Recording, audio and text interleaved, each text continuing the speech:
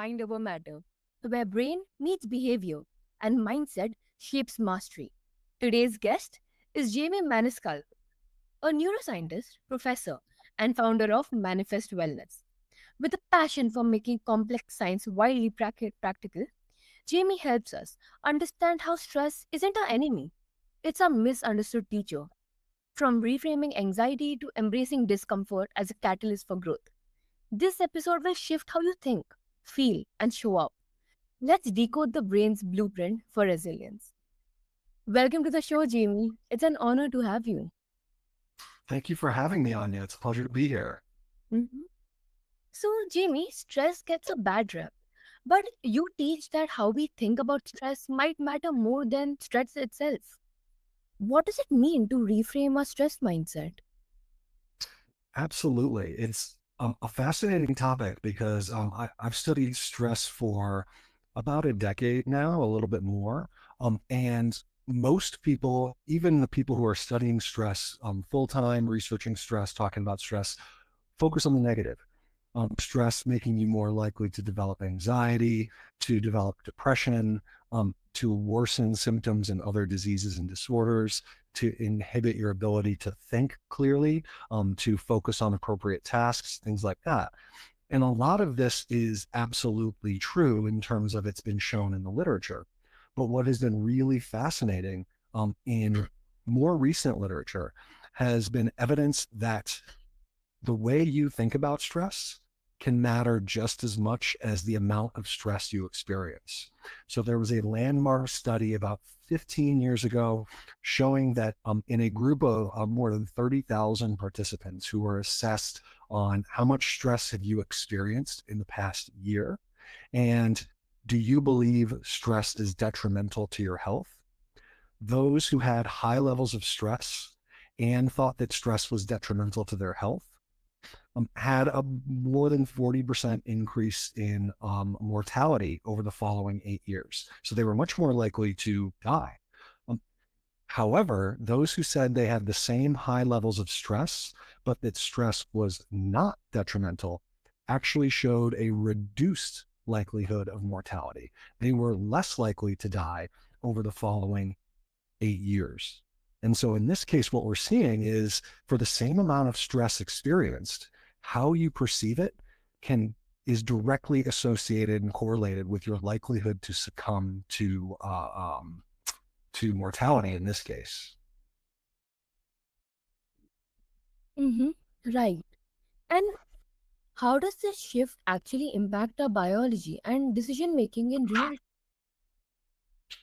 Absolutely. So here, what we can see is, and if we think about, okay, I want to um, understand how this impacts us, there have been some key studies looking at what is happening when we see stress as a beneficial force in our life. So if we can adopt what is termed in the literature, really according to this Stanford researcher, Alia Crum, who does a lot of the work around this, she terms this a stress is enhancing mindset. So if you can adopt a stress is enhancing mindset, we see a couple of key changes in how stress impacts you and impacts your life. So the first that we're very well aware of is hormonally. So many of us are aware of the fact that stress hormones, cortisol, um, can have negative effects. However, what many of us are not aware of is there are other hormones released in addition to cortisol, the classic stress hormone, when we're stressed. And one in particular is important for understanding how a stress is enhancing mindset can benefit us. It's called dehydroepiandrosterone. It's a mouthful. You don't need to know the name. We abbreviate it as DHES. But what happens is when we are stressed, anytime we're stressed, so we're running late for work, we have an important meeting, we run into unexpected traffic, whatever it might be in our lives, our stress response system is initiated by the brain, and we release cortisol, the classic stress hormone, and DHES, this lesser known stress hormone. And the balance between these two hormones is really key. What we see is cortisol is a fight or flight hormone. Cortisol is all focused on the short term. How do I escape this emergency situation? So it mobilizes a lot of energy, glucose, sugar, so that you have tons of energy to fight or flee by fueling your muscles. And it basically suppresses anything that is not going to help you live in the next few minutes. So, growth, reproductive function, things like that, the immune system are all going to get suppressed because they're not going to help you live for the next 5 minutes. However, DHES is a different type of stress hormone. It is a long term focused hormone. So, what it does is, in response to stressful situations, it can fuel brain growth. It can actually counter some of the negative effects of cortisol. So, cortisol suppresses the immune system, for example. DHES prevents cortisol from suppressing the immune system. So, it can actually benefit you. So what does this look like? That's a lot of jargon. This is a lot of hormone. But what we see is if you can have a stress hormone profile or response where you run into a stressful situation and you have a cortisol dominant stress response, much more cortisol, not as much DHES, you're going to have a stress response that impairs your immunity, that increases your risk for depression, that increases your risk for anxiety. However, if you can have a DHES response where it's more DHES and less cortisol, this can reduce the risk of anxiety and depression in the face of chronic stress. It can reduce the risk of heart disease and other cardiovascular disorders, and it can reduce the risk of neurodegeneration. So things that are happening that can progress Alzheimer's, that can lead to dementia, things like that. And in the immediate term, what we see is more DHES in your blood following stress increases academic persistence and resilience in college students. So you're better able to persist through challenging academic situations, and this leads to higher GPAs. They've even studied this in the Navy SEALs of the United States during military survival training. And they found that these individuals who are literally going through a week-long, they call it Hell Week, where they're fighting for their life and running through many, many, many different kind of military type scenarios, that DHES can increase focus, improve problem solving, and reduce their risk of having post-traumatic stress in the wake of this. So really, at the end of the day, you want a DHES heavy stress response. But the question is, how do you do that? How do we get a DHES heavier stress response? And what I will say, Anya, is there are supplements out there that you can take. You can take DHES supplements. However, I don't recommend that. There's limited evidence that they work, and they don't actually mimic how your body releases its own DHES. So there's likely to be side effects and long-term challenges that we don't necessarily understand just yet. But there are a few ways you can boost your DHES. The first is mindfulness meditation. So mindfulness meditation consistently over a prolonged period. So if you can mindfully meditate 5 to 10 minutes a day, increases your DHES levels. High quality sleep, getting 7 to 9 hours of sleep per night consistently boosts DHES. Moving your body in terms of high intensity exercises. So think something that gets your heart rate up high enough that you really can't hold a conversation with someone while you're doing it. So you're really breathing heavy, increases DHES. And whole foods, nutrient dense, anti-inflammatory diets. Think things like cruciferous vegetables like spinach and kale, or the polyphenols that are in the really brightly colored fruits and vegetables. These all boost DHES. But what we see is individuals who can perceive stress as beneficial also boost their DHES. So if your mindset about stress is that it's a good thing, stress is beneficial for me, then you are going to have a higher DHES level in your hormones. And that's going to lead to all those benefits that I just mentioned about anxiety, about depression, about being able to focus and attend your attention better. Does that all make sense, Anya?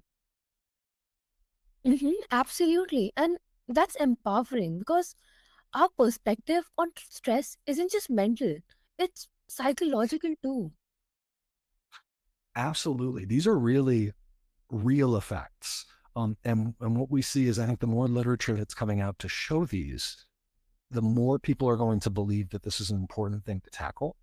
Um, and the empowering thing is, as you were mentioning about this, is as opposed to having to take some sort of drug or go through some really in-depth treatment in order to get the benefits of this, a few simple switches, a few simple changes in how you view stress can allow you to adopt a stresses enhancing mindset. So you all of the listeners to the podcast right now, today, can take 1, 2, 3, 4, 5 minutes and start changing their stress mindset right now. And that to me is the most empowering thing. And so here, if it works for you, Anya, I'd love to walk through the 4 key drivers of a stresses enhancing mindset. What can your listeners do right now to start changing their mindset? Does that work? Mm-hmm. Definitely. Wonderful. So I'll summarize them quickly here and then go through each in just a bit more depth. So if you want to improve your stress mindset and reap the benefits of stress in terms of living longer, in terms of having a better stress hormonal profile, in terms of being able to focus more at work, have better and more engaging collaborations with others and interpersonal relationships, all of these have been shown to improve with stresses enhancing mindset. There are 4 things that you should think about starting now. The first is learning that stress can be enhancing.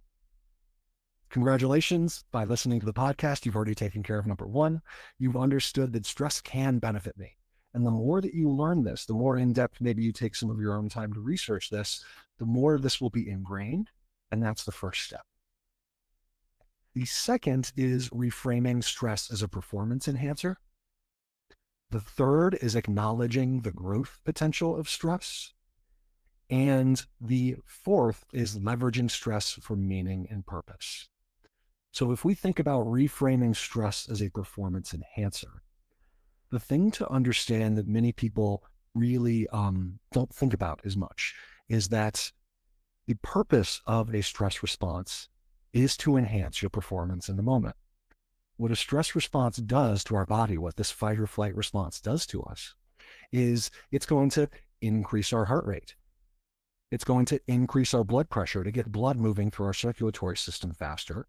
And classically, we think about this as increasing our ability to literally fight or flee with our muscles. But what we know, for those of us who aren't looking to fight or flee in that moment, and maybe think better, think more clearly, is those factors increase blood flow to the brain. So increased heart rate, increased blood pressure allow you to think better. And I've experienced this many times while exercising. I'll go take a run, something like that, and I'll have thoughts that come to my mind that don't come during any other time than during my exercise. I'll even stop and jot them down on my phone or write them down on a notepad while I'm trying to work out, because the increased blood flow to the brain can allow for increased cognition. So stress is meant to enhance your performance. Those nerves that you might get, the sweaty palms, the stress leading up to a presentation, a performance, a meeting, a deadline, that's giving you energy.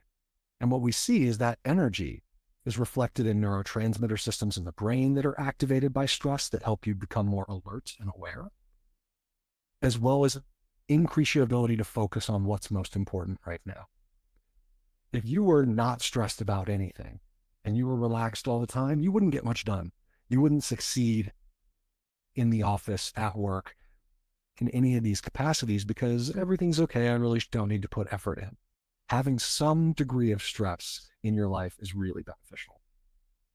So if you can start to reframe every time you're nervous as, oh, I'm excited.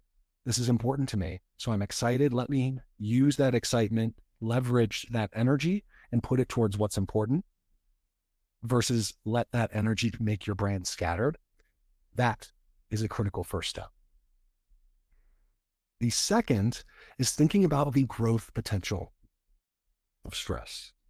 And what I want you all, the listeners, to think about right now is, when was the last time that you felt you saw significant personal or professional growth? Maybe you took on a new position, a new career. Maybe you had a child. Maybe you entered university, college, some sort of educational system that was challenging for you. And now that you have that time in your mind, ask yourself, was this time completely stress-free? I saw quite a bit of growth during this time. And was it very relaxing? And almost invariably, almost every time I ask this question to an audience, the answer is no, it was not stress-free. It was quite stressful. It was very stressful, and I dealt with it, but I grew. And that right there is the point, is we rarely grow without challenging ourselves. We rarely grow without pushing ourselves. We rarely grow without leaving our comfort zones. We rarely grow without moderate or more levels of stress. And so here, how can we reflect back? And conversely, you could ask yourself, okay, was there ever a time when I felt like I grew meaningfully without stress? And for me, I really can't think of any time in my life where I have grown meaningfully and it has been easy, smooth sailing, no problem. It's always involved stress. So if you can reflect on these past times in your life on a regular basis and start reframing them, not as, wow, that was terrible, but I got through it, but as I was stressed then and it helped me grow. That was really challenging. I got through it and I'm better because of it. The more you can train yourself to look back on these experiences that were stressful as beneficial, then when stressors are coming up in your life, you have an exam set coming up, you've got a new job, you've got a child on the way, you can look at those and reflect back and say, well, in the past, I've done really well in these new challenging situations and I've always grown. So rather than being scared, being anxious, being afraid, being worried, I should be excited for my growth. I should be excited the fact that having a child in my family that I need to take care of is going to allow me to develop. And by reframing this, you can increase your DHES levels. You can take stress and turn it into an advantage rather than feeling as though stress is something that is harming you. And finally, leveraging stress for meaning and purpose. So here, and really tagging on to the idea that I was just highlighting, but leveraging stress for meaning and purpose is really key in understanding the role of stress in your life. And in this case, when you think about stressful events, past, present, or anticipated, the first thing you can do is stop and recognize the meaning behind the stress. And when I come back to it, and I use this as a mantra, I say, I stress because I care. I stress because I care. I do not stress about things I don't care about. And so here, understanding that you are stressing about the fact that you're a working parent trying to balance work and taking care of the family, rather than saying, this is happening to me, what a terrible life, this is so difficult, say, I'm really stressed about both of these things because I care greatly about my career and I also care greatly about my family. Each of these brings me joy and fulfillment, and I want to be my best for both. So of course I stress about this because I care. And what we see is when stress is linked to meaningful goals or values like that, it becomes easier to embrace it rather than resist it. If I didn't care about my job, I wouldn't be worried about whether or not I was doing having good performance, doing a good job. But I care. So that's going to make me stressed. That's a good thing. And here, if you can identify then how this stress also aligns with a larger purpose, I am stressed about this deadline. I am stressed about this deadline because I care about my career growth. All of a sudden, this is not just something that's happening to you. This is about something bigger. You want to be excelling in your career, and embracing the stress can allow you to see how this is going to benefit your career. So if you're able to come back to these really three things, you've already learned stress is enhancing. But if you can reframe your stress as a performance enhancer, if you can acknowledge that stressors that you experience help you grow, that life would be very, very unpleasant and meaningless without stress. And if you can leverage the fact that you're stressing to identify things that are meaningful and drive core purpose and value in your life, these can shift you into that stress as enhancing mindset, allowing you to embrace stress and allowing you to benefit from stress as opposed to succumbing to stress.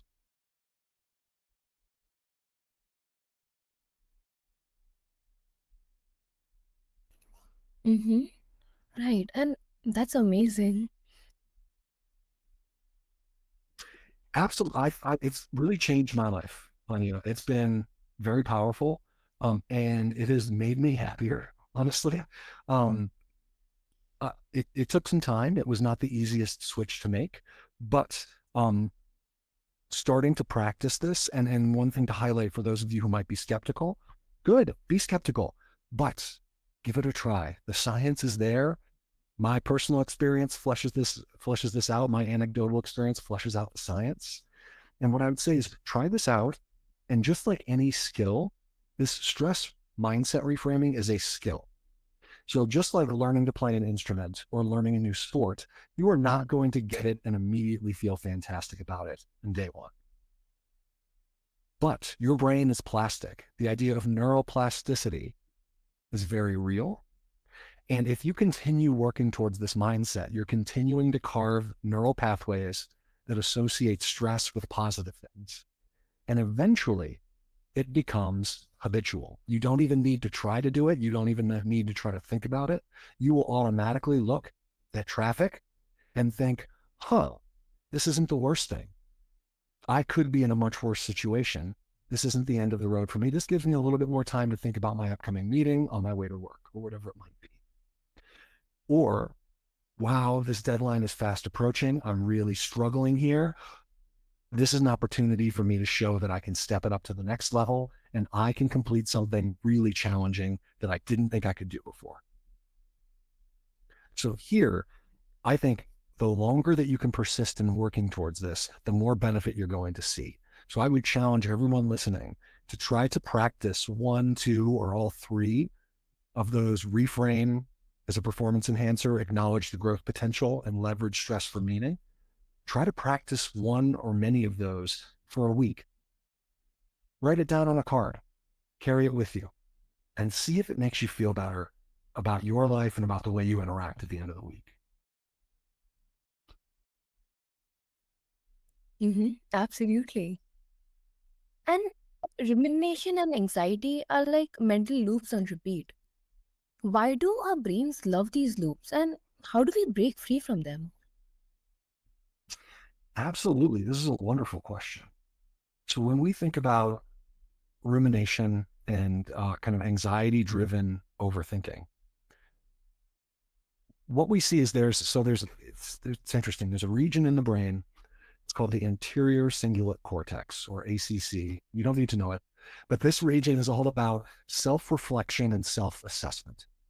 And so for those without challenges with rumination and anxiety and depression, what this does is it's kind of a self-feedback system. How did I act today? What were the results of those actions? Did I like those results? Do I want to change those results? How do I do that?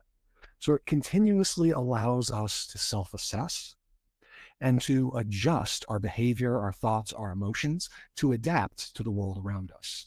You're really mean to a friend because you're in a bad mood and you're hungry. You recognize that behavior wasn't appropriate. My friend got upset with me. I was upset the rest of the day. How do I change so that in the future I don't do that? However, what we see is, like every other biological thing in the world, there's a lot of variability in how this brain region, the ACC, is triggered, is activated, and how it functions across individuals.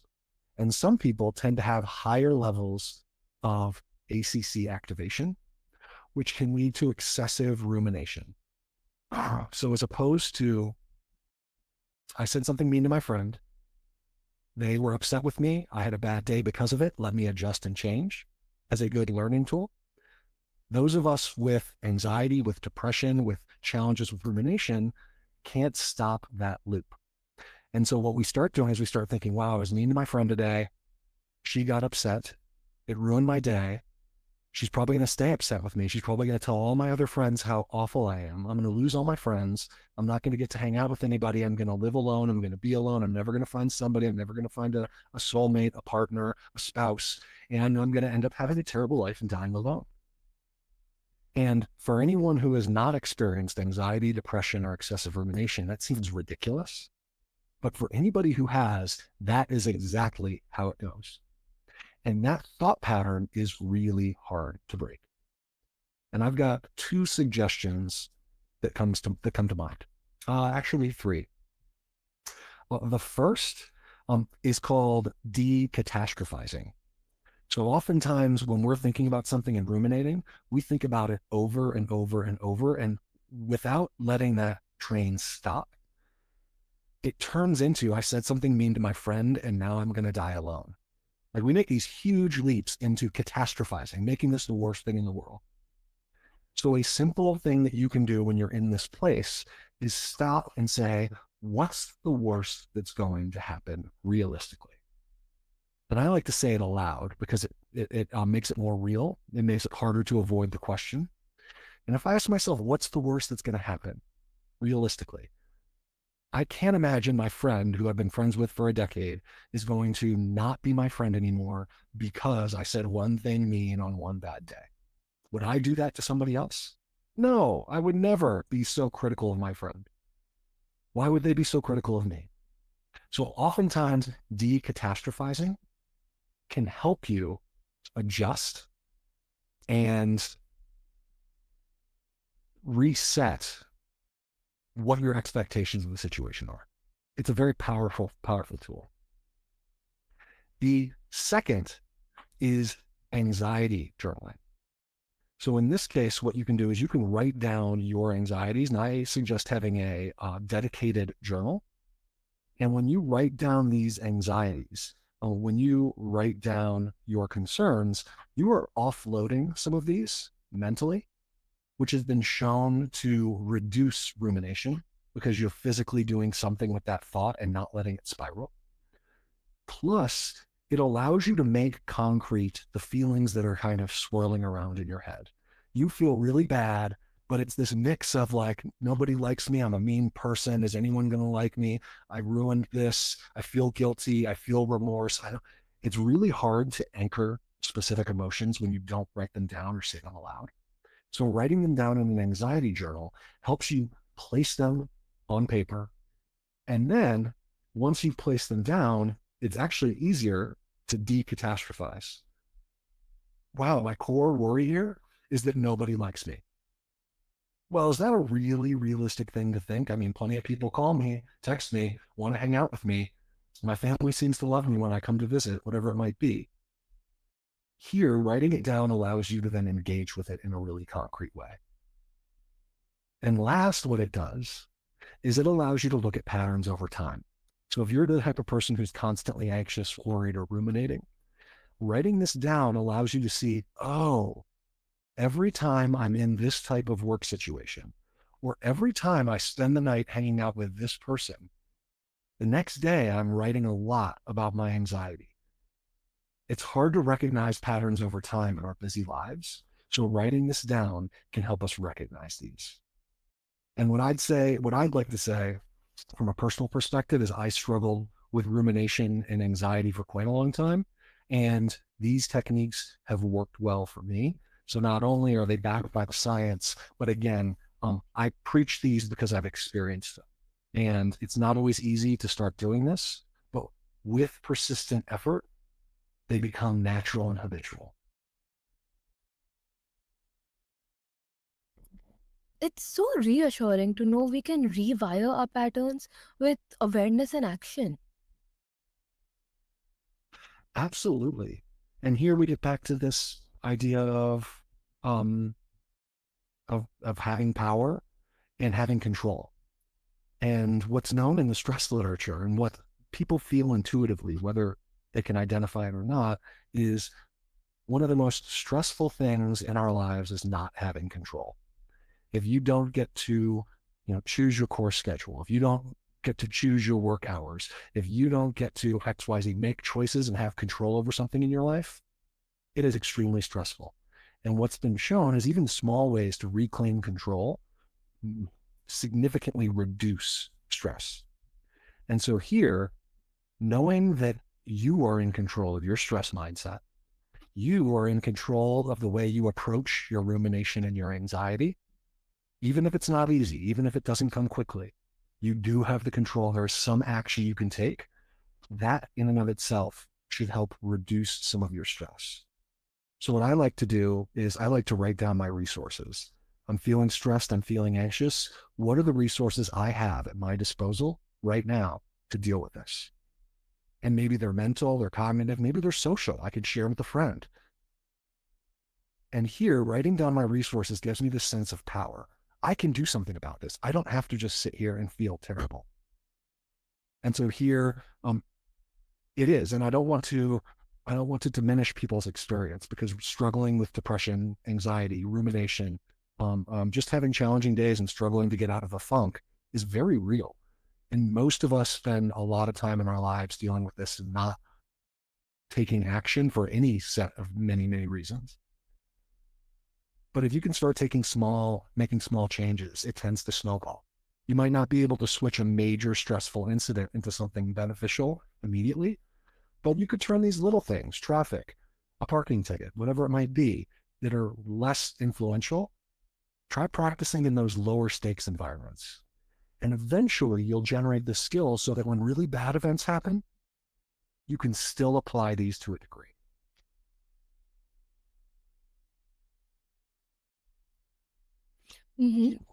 That's great.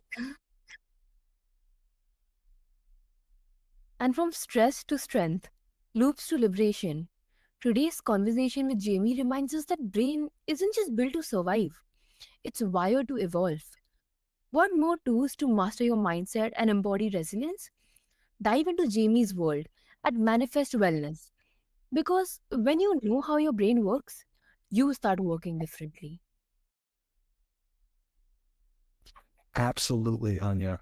And just to mention to your listeners, if you liked this content, if this was helpful to you, this is my entire purpose in life. I want to bring people better lives and help them find their better lives through reasonable, sustainable wellness practices. So in the link on the podcast, Anya is going to place a link to my free wellness habit starter guide. This is a guide to 10 small practices that are not always easy, but are not hugely time consuming, that you can implement each day in order to improve your wellness, as well as a link to my website, manifestwellness.co, where if you want to sign up for a free 25-minute wellness consultation, there are links to my availability there. I'd be more than happy to talk through how can I implement this in my own life.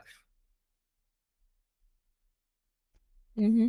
That's amazing. Thank you so much, Jamie. Thank you, Anya. This is a pleasure speaking with you today. Mm-hmm. It was a pleasure to have you.